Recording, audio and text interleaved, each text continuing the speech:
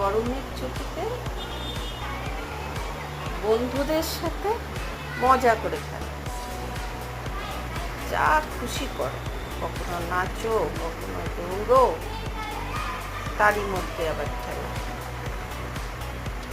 ভারী মজা। মায়ের বকুনি নেই, পড়াশোনার চাপও নেই, পড়ো। খেলার মধ্যে আবার বয়সের ভাগ আছে। ওই যে ছোটরা দাঁড়িয়ে আছে, ওরা আমাদের খেলাতে আসবে না, ওরা শুধু দূর থেকে দেখবে। আমাদের ছোটবেলাতেও এরকমই ছিল।